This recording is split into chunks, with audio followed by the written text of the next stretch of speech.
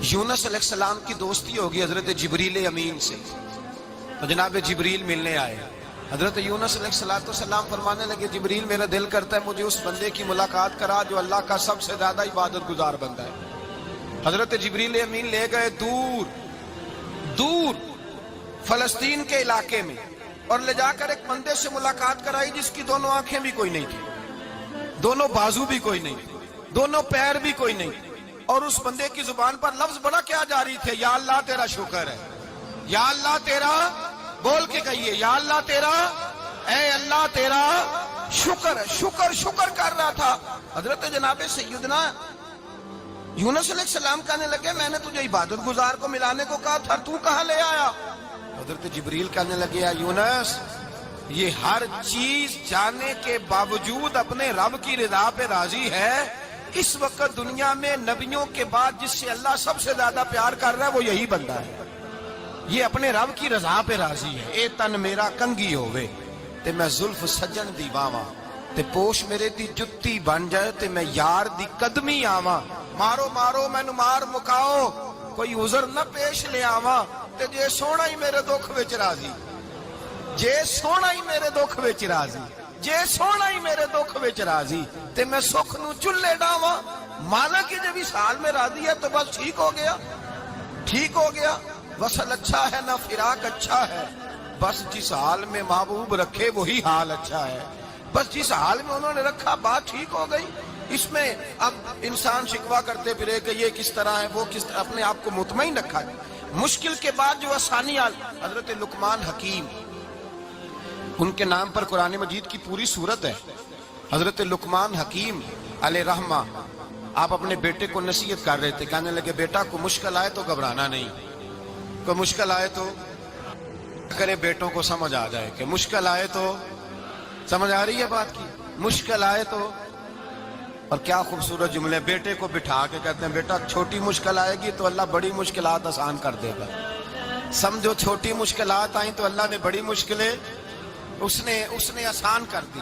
اور آپ کو بتاؤں اصل انسان ہوتا ہی وہ ہے جو مشکلوں میں جینے کا ڈھب سیکھ جاتا ہے، وہ بن جاتا ہے جو کرب کے حالات میں جینے کا سلیقہ سیکھ جائے۔ اپنے بچوں کو یہ سمجھانا، حضرت لقمان بیٹے مشکل آئے تو گھبرانا نہیں، بڑی کو ٹال دیتی ہے، وہ نیکی کا اور آسانی کا پیش خیمہ ہوتی ہے، اللہ اس کے بعد آسانی سمجھا رہے ہیں۔ کچھ دنوں کے بعد کہنے لگے آؤ فلاں اللہ کے نبی کی ملاقات کو چلیں، فلاں نبی علیہ السلام سے ملنے چلتے ہیں۔ اس زمانے میں جو نبی تھے ان سے ملنے چلے گئے، بیٹے کو بات یاد تھی، گھوڑے پہ بیٹھے، امام ابن جوزی نے اس کو لکھا ہے، گھوڑے پہ بیٹھے تھے دونوں کے پاس گھوڑے تھے۔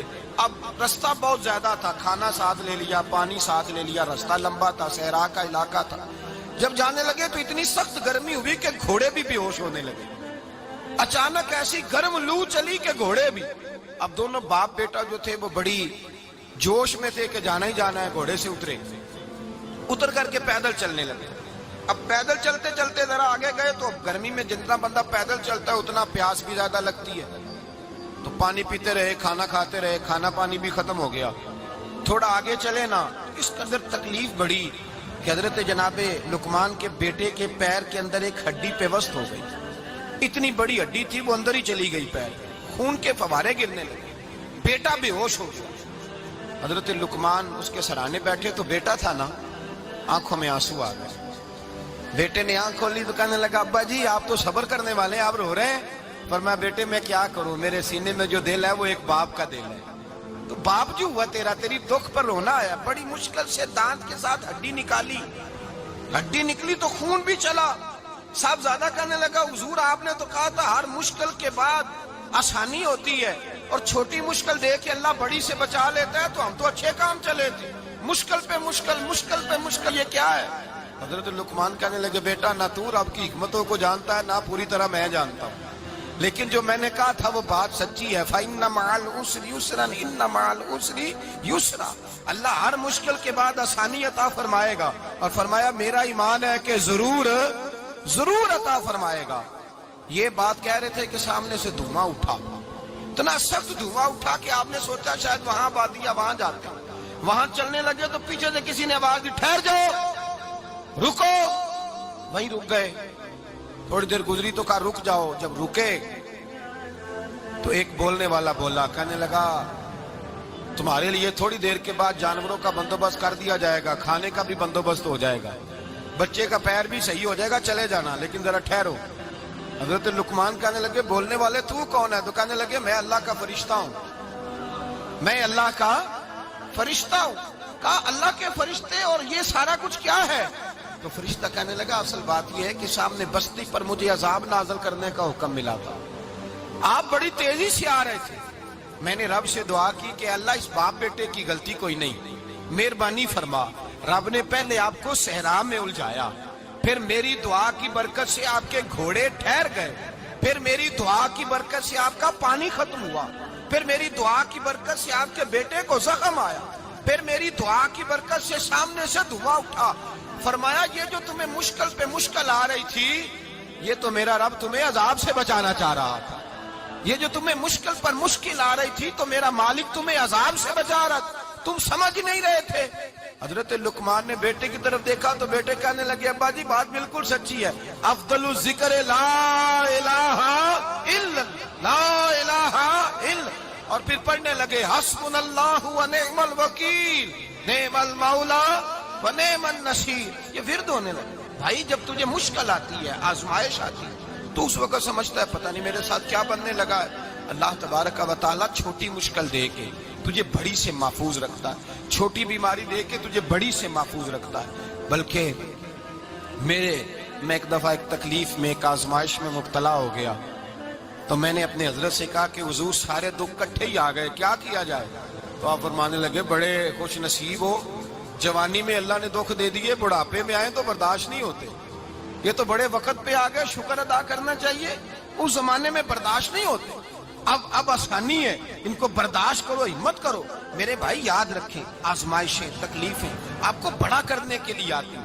ہم آزمائش کو برا جانتے ہیں، دکھ کو برا جانتے ہیں، دکھ تو بڑے پیارے ہوتے ہیں، یہ رونے کا سلیقہ سکھاتے ہیں، یہ اللہ کو منانے کا طریقہ سکھاتے ہیں، یہ مسجد میں جانے کا۔ وہ جو سکھی بندہ ہے نا، سکھی، مجھے ایک صاحب کہنے لگے دو قسم کے لوگ مدینے سے آتے ہیں، مدینہ شریف پوچھنے لگے، کہنے لگے حضرت جی دو قسم کے بندے ہیں، کچھ واپس جاتے ہوئے تڑپ رہے ہیں، کچھ تصویریں کھینچ رہے ہیں رخصتی کے وقت، فرق کیا ہے؟ تو میں نے کہا وہ جو تصویریں کھینچ رہا ہے وہ امیر آدمی ہے، اسے پتا ہے کہ میں پھر ٹکٹ لے لوں گا، مہینے کے بعد پھر آ جاؤں گا، اور یہ مدینہ چھوڑتے ہوئے تڑپ رہا ہے، یہ کوئی غریب ہے، یہ کہہ رہا ہے پتہ نہیں دوبارہ موقع ملے کہ نہ ملے، یہ دکھی ہے، یہ آزمائش میں دکھی۔ سکھی بندہ تو مکے جا کے نہیں روتا، وہاں بھی کھڑا ہے ڈٹ کے کھڑا، دکھی کوئی نہیں تو روئے کیسے؟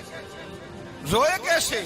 دکھیے دی گل دکھیا ہی جانے، دکھیے دی گل، کیا خوبصورت لفظ ہے میاں صاحب کی، اور لفظوں میں حسن دیکھے، کہنے لگے دکھیے دی گل اے دکھیا ہی جانے تے سکھیے نو کی خبراں، تے یار جنہاں دے موت نے مارے روندے نہیں تک تک قبراں۔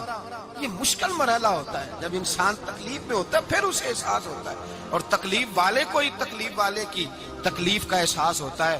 جب آپ کو اللہ مشکل دیتا ہے تو سمجھ لے رب آسانی دینا چاہ رہا ہے، جب تیز دھوپ آتی ہے تو سمجھ لے اللہ گرم ہوا گزار کے ٹھنڈی بارش برسانا چاہ رہا ہے، اور جب چاروں طرف سے گھٹن ہو، پنجابی میں کہتے ہیں گما لگ جائے، تو پھر سارے بول کے کہتے ہیں اب جو طوفان آئے گا وہ سخت ہی آئے گا، اس لیے کہ گھٹن جتنی زیادہ ہوتی ہے پھر فضل بھی اتنا۔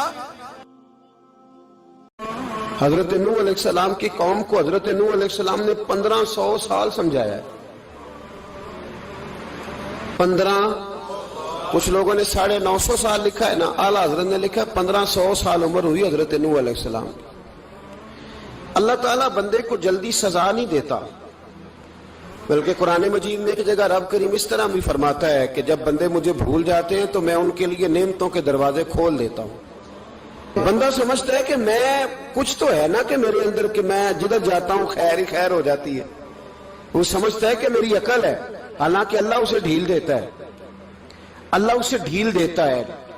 گناہوں کی سزا کے 3 طریقے، ایک ہے متنبع کرنا، تنبیہ کرتا ہے اللہ، بندہ متنبع ہو جاتا ہے، یہ اللہ کا بہت بڑا احسان ہوتا ہے۔ ایک ہوتا ہے مہلت دینا، اور ایک تیسرا ہوتا ہے اللہ خفیہ تدبیر کرتا ہے۔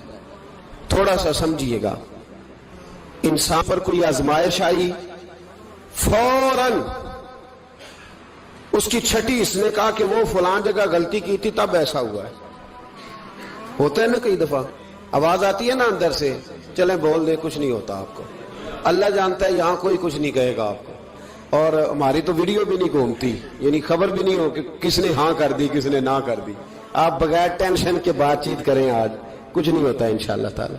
आती है अंदर से आवाज। मैं आपसे इसलिए इन चीजों की तस्दीक कराता हूं कि बाकियों को भी आती है कि नहीं, इसलिए तस्दीक। कभी कोई किसी जगह इंसान परेशान होता है तो महसूस करता है कि वहां मुझसे होता है ना जी, जिसको ये नसीब हो जाए बड़ा खुश नसीब आदमी है। हजरत मौला अली फरमाते हैं अगर तुझे दुनिया में सजा मिल गई तो तू बच गया है, समझ, फिर अल्लाह करम करेगा, आखिरत में सजा नहीं देगा। और ये याद रख ले, वमा असाबकुम मिन मुसीबतिन फबिमा कसबत ऐदीकुम व याफू अन कसीर। अल्लाह फरमाता है दुनिया में तुझे जो भी तकलीफ पहुंचती है वो तेरे हाथों के करतूतों की वजह से पहुंचती है। व याफू अन कसीर, फरमाया कसीर गुनाह तो मैं वैसे ही माफ कर देता हूं। ये जो तेरी जिंदगी में दुख है ना, ये भी मेरी कलील सजाएं हैं। ये कसीर पर सजा, ये कलील है, कलील, ये जो तुम्हारी जिंदगी में तकलीफ है। इंसान को सजा मिलती। हजरत फुजैल बिन अय्याज रहमतुल्लाह ताला अलैह घोड़े पे बैठे थे, घोड़ा शरारत करने लग गया, उछलने लग गया, कूदने लग गया। तो हजरत फुजैल बिन अय्याज नीचे उतरे, एक कोने में जाके नमाज की नीयत बांध ली, 2 रकात नमाज पढ़ी, फिर देर तक इस्तिगफार पढ़ते रहे, रोते रहे, दुआ करते रहे। वापस आए, खादिम अर्ज करने लगे हुजूर समझ नहीं आई, घोड़े ने थोड़ी सी शरारत की, वो बिदका है, आपने उसको छोड़ा है और छोड़ करके आप नमाज में लग गए। तो हजरत फुजैल बिन अय्याज फरमाने लगे जब बंदा अल्लाह की नाफरमानी करता है ना, तो जो चीजें उसकी फर्माबरदार होती हैं वो उसकी नाफरमानी करने लग जाती। तो मुझे महसूस हुआ था कि मैंने कहीं अल्लाह की नाफरमानी की है, इसलिए ऐसा हुआ है कि मेरे घोड़े ने मेरी, तो मैं तौबा करने लगा हूं। और अब देखता हूं बैठ के भला क्या होता है। मैंने सच्ची तौबा, हालांकि मुझे याद नहीं कि मैं कहां बोला, पर खरी और सच्ची तौबा की। दोबारा घोड़े पे बैठे तो घोड़ा बिल्कुल सही होके साथ चलने लग गया। मेरे भाई, जब ये तंबीह है अल्लाह की तरफ से, ये मुतनब्बे किया जाता है कि तू बाद आ जा। बहुत सारी जगहों पे इंसान को वक्ती तौर पर अगर सजा मिल जाए, नबी पाक अलैहिस्सलाम की खिदमत में एक सहाबी आए, बात मजबूत कर दूं, वाकया सुनाया है ना, तो कुछ लोग समझते हैं कि ये वाकया है, तो मैं एक हदीस पाक इमाम बहकी की लिखी हुई अर्ज करता हूं। नबी पाक अलैहिस्सलाम के एक सहाबी आए और उनका सर फटा हुआ था, खून बह रहा था। सरकार ने फरमाया क्या हुआ? अर्ज की हुजूर एक औरत जा रही थी, मेरी नजर पड़ी, अभी नजर पड़ी है कि मेरे आगे सुतून आ गया तो मेरे सर पे लग गया। नबी पाक सल्लल्लाहु अलैहि वसल्लम ने फरमाया तेरे लिए खुशखबरी है, अगर दुनिया में तेरी गलती की तुझे सजा मिली है तो फिर रब तुझे कयामत में सजा नहीं देगा। फिर अल्लाह कयामत में सजा, बाज गुनाह ऐसे हैं जिनकी यहां भी सजा मिलेगी और वहां भी मिले, लेकिन मेरे भाई पहली बात यह है कि अल्लाह ताला उस गलती की यही सजा दे ले और दुआ फरमाए अल्लाह तबारक व तआला यहां भी माफी अता फरमाए, वहां भी माफी अता फरमाए, अल्लाह दरगुजर ही फरमाए। लेकिन मेरे भाई, एक तो ये सजा, एक सजा ये होती है कि इंसान जब गुनाह करने लगता है तो अल्लाह नेमतों के दरवाजे खोलता है, मोहलत देता है। 500 साल तक फिरौन को मोहलत दी। कितने? यहां जो 5 साल हुकूमत कर लेता है वो कहता है सबसे काबिल मैं ही हूं, मुझे मोहलत भी मिली हुई है। 500 साल मोहलत दी अल्लाह ताला ने। और फिरौन की कौम पर पता अज़ाब किस तरह के आए थे? टिड्डियां मुसल्लत कर दी अल्लाह ने। ये घूमती नहीं छोटी सी, हम अपनी जुबान में उसको कुछ लोग मुख्तलिफ नामों से याद करते हैं, कोई मकड़ी कहता है, कोई कुछ कहता है, मुसल्लत कर दी, जाती नहीं। उन पर बनी इसराइल के उन मुकाबिल जो फिरौन की कौम थी उन पर इल्जाम इस तरह का अजाब आया कि मेंढक मुसल्लत कर दी अल्लाह ताला। बर्तन खोलते थे अंदर मेंढक निकलता था, दुनिया की हर दवाई इस्तेमाल करते थे लेकिन मेंढक निकल आता था। थोड़ा सा समझा करें चीजों को, हमारे रंग नहीं ज्यादा गोरे कि हम पर अजाब नहीं आता। कोई बहुत ज्यादा अल्लाह ताला माफ फरमाए दौलत नहीं जमा करा बैठे शाही खजाने में कि हमसे पूछा नहीं जाएगा। ये मोहलत है, मोहलत को मोहलत समझो। फिर जब पकड़ आती है ना अल्लाह करीम की, मैंने देखा है करोड़ों रुपया, 6 औलादे। एक शख्स के बच्चे बाहर से आ रहे थे, वो बंदा बीमार था, مجھے کہنے لگا حضرت جی دعا کریں میں ان کے آنے سے پہلے پہلے مر جاؤں ورنہ آ کے مجھے مار دیں گے. تو دعا کریں. اتنی بے سکونی، کروڑوں روپیہ پڑا ہے تو یہ عذاب نہیں؟ کوئی ضروری ہے کہ پتھر ہی برسیں گے تو سمجھ آئے گی؟ یہ جو سگا بیٹا بوڑھے باپ کے قریب سے گزر جاتا ہے سلام نہیں لیتا تو اس کو عذاب نہیں سمجھتے؟ یہ جو امت کی بیٹیاں، امت کی بچیاں، ہماری بچیاں ایک سال کے اندر 75,000 ہزار بچی ایک ڈویژن سے بھاگ کے شادی کر رہی ہے اور ایک صوبے سے، تو اس کو آپ اللہ کا عذاب نہیں سمجھتے؟ یہ معمولی بات ہے؟ نہیں ہمارے رنگ ہو رہے ہیں، ہم بڑے سمارٹ ہیں. 1500 سال مہلت دی نوح علیہ السلام کی قوم کو. کتنے سال؟ بول کے بتائیے، بول کے دوبارہ بولیے. 1500 سال. کوئی آدمی اپنی سمارٹنس پہ خوش نہ ہو جائے کہ 20 سال ہو گئے میں تو نافرمانی بھی کر رہا ہوں، روٹی بھی پک رہی ہے، میں تو حرام بھی کھا رہا ہوں، پھر بھی سب ٹھیک ہے. 1500 سال مہلت دی. پھر حضرت نوح کہنے لگے اللہ میں نے تو بڑا سمجھایا نہیں باز آتے. تو رب کریم نے فرمایا کشتی بناؤ. اللہ کے پیغمبر کشتی بنانے لگے تو قوم مذاق اڑانے لگ گئی. اب کیا کرنے لگے ہو؟ اب کشتی بنانے لگے ہو، خیر تو ہے، قوم مذاق اڑا رہی ہے. حضرت نوح علیہ السلام کا آپ نے کشتی بنائی، پانی کہاں سے نکلا؟ نہ بارشیں ہوئی نہ سیلاب آئے. ایک تندور تھا اس کے اندر سے پانی نکلنا شروع ہو گیا. کبھی تندور سے بھی پانی نکلا ہے، پر جب نکالنے والا چاہتا ہے تو وہاں سے بھی ایک تندور سے پانی نکلا. اتنا نکلا، اتنا نکلا، اتنا نکلا کہ قوم ساری ڈوب گئی. قرآن مجید کے صفحات شہادت دیں گے کہ حضرت نوح کی قوم کا بچہ بہ گیا. بچے صرف وہ تھے جو حضرت نوح کے ساتھ ہو گئے، تباہ ہو گئی. اللہ بے نیاز ہے، بے نیاز. 1500 سال مہلت ملے اور تو پھر بھی کہے رب بڑا کریم ہے معاف کر دے گا. 1500 سال تجھے گنجائش دے اور تو کہے کوئی نہیں، بات معافی ملنی چاہیے ابھی بھی. میرے بھائی، حضرت صالح علیہ السلام کی قوم، حضرت صالح نے تبلیغ شروع کی تو کہنے لگے پہلے معجزہ دکھاؤ. جی آج تو نہیں لوگ معجزے مانگتے، آج بھی لوگ کرامتے اور معجزے، اللہ معاف کرے، جو چیزیں معجزہ تو ہو نہیں نہ سکتا، لیکن آج بھی لوگ، آپ یقین کریں، کہتے ہیں یہ بڑی نمازیں پڑھتا ہے تو پھر بخشا کیوں نہیں گیا، پھر کیوں نہیں منو سلوا کیوں نہیں اترا اس پر، پھر میں بھی اسی طرح ہی ہوں، کیا اس کے اندر خوبی آ گئی؟ مولوی بھی ویسے ہی ہے، صوفی بھی ویسے ہی ہے. لوگ مانگ نہیں رہے، لوگ دلیلیں مانگ نہیں رہے، ابھی بھی لوگ بحث نہیں کرتے. کیا فرق آ گیا جی؟ ویسے ہی ہیں سارے. اللہ تعالیٰ سے ڈرنا چاہیے. ہمیں سامنے والے کی طرف دیکھ کر صحیح ہونے کا حکم نہیں ہے، ہمیں اپنی اصلاح کا حکم ہے. اپنی طرف دیکھ کے اپنے آپ کو ٹھیک کرنے کا. الزام لگا کے گزر جانا، اس کا کوئی مطلب؟ سنو اور یاد رکھو. حضرت صالح علیہ السلام سے کہنے لگے پہلے معجزہ دکھائیں. تو حضرت صالح علیہ السلام نے فرمایا اونٹ کہاں سے پیدا ہوتے ہیں؟ کہا اونٹنی کے بطن سے. فرمایا آؤ میں تمہیں پہاڑ کے اندر سے اونٹنی پیدا کر کے دکھاتا ہوں. کہاں سے؟ پہاڑ کے اندر سے. حضرت نوح ساتھ لے کے گئے تو پہاڑ کے اندر سے اونٹنی نکلی اور اونٹنی بھی گابن تھی، اس کے پیٹ میں بچہ، اور اونٹنی اتنا دودھ دیتی تھی کہ ساری بستی دودھ پی جاتی تھی، پھر بھی دودھ بچ جایا کرتا تھا. لیکن حضرت نوح علیہ السلام نے فرمایا اب تم نے دیکھ تو لیا یہ اسے، یہ جتنا دودھ دے گی روٹی بھی اتنی کھائے گی. ایک دن تم سارے پانی پیو گے، ایک دن یہ سارا پانی پیا کرے گی. ایک دن تم سارے باقی جانوروں کو گھاس کھلاؤ گے، ایک دن یہ اونٹنی. اور اونٹنی کا نام کیا؟ ناقۃ اللہ، اللہ کی اونٹنی.